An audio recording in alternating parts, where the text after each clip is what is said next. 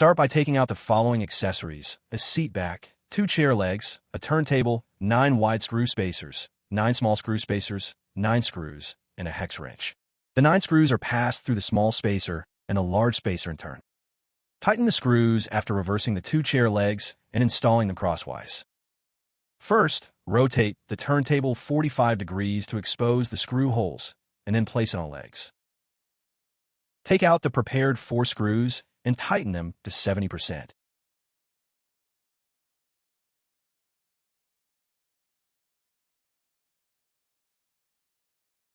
Subsequent tightening of all screws to 100%.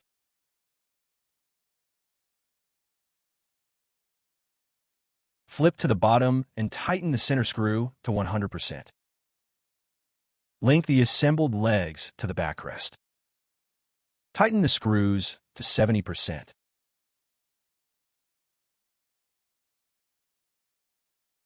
Finally, tighten the screws to 100%.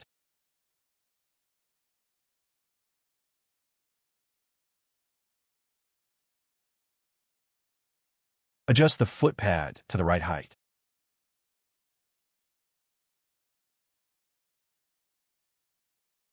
Now enjoy your new chair.